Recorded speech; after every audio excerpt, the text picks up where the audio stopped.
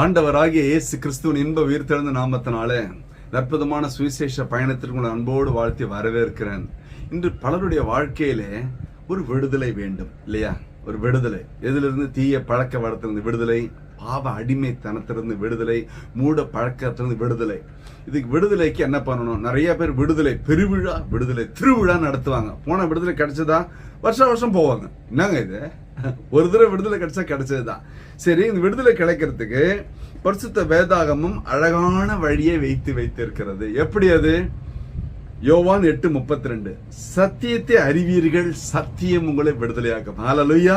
விடுதலை வேணுமா? சத்தியத்தை அறிந்து கொள். என்ன சத்தியம் அது?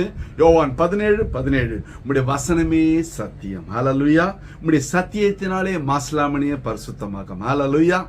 எவ்வளவுக்கு எவ்வளோ வசனம் உள்ள ஏறுதோ அவ்வளவுக்கு பிரகாசம். ஆமென். ஹல்லேலூயா! அப்ப விடுதலை வேணுமானால் சத்தியத்தை அறிந்து கொள்ள வேண்டும்.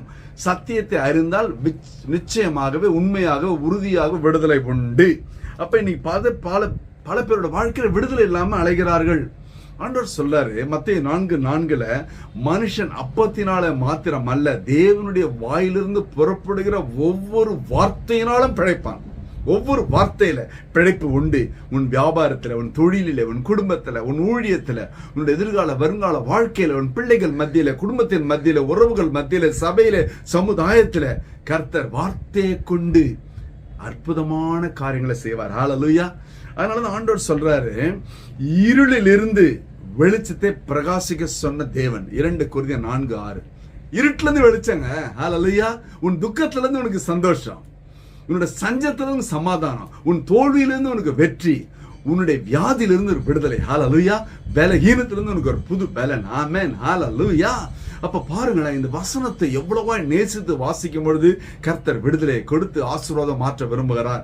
இன்னைக்கு பல பேருக்கு எப்படி தெரியுங்களா? பிள்ளைங்களுக்காக FD போடுறோம், லேண்ட் வாங்குறோம், வீடு வாங்கி வைக்கிறோம், கார் எல்லாம் இருக்கட்டும். ஒன்னு சொல்லட்டா?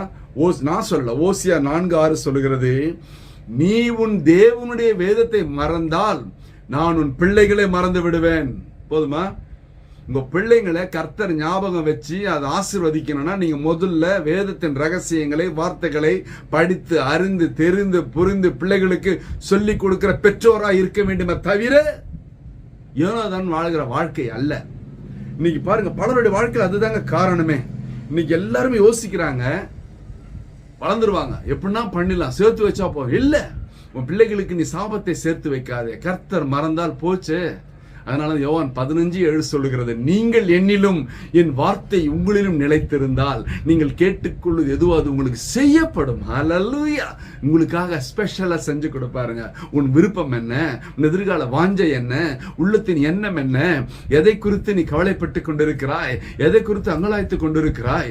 எல்லாவற்றையும் கர்த்தர் நிறைவேற்ற வேண்டுமானால் எரேமியா 29:11 சொல்லுகிறது, நீங்கள் எதிர்பார்த்திருக்கும் முடிவை நான் உங்களுக்கு கொடுக்கும்படிக்கு நான் உங்கள் பேரில் நினைத்திருக்கிற நினைவுகளை அறிவேன் என்று கர்த்தர் சொல்லுகிறார். ஹல்லேலூயா! நீங்க கவலைப்படாது இருங்கள்.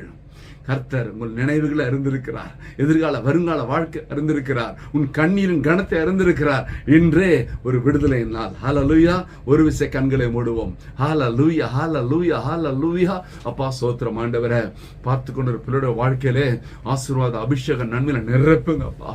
கண்ணீரின் பள்ளத்தாக்கு மாற்றப்படட்டும், வேண்டுதல் விண்ணப்பம் கேட்கப்படட்டும். இயேசு கிறிஸ்துவின் உயிர் திறந்த வல்லமையான நாமத்தினால என் தேவனதை செய்யும்படியாய் திரு பாதங்களிலே தாழ்மையாய் தாழ்த்தி ஒப்பு கொடுத்து ஜெபத்து ஜெயம் எடுக்கிறோம் ஜீவனுள்ள நல்ல பிதாவே.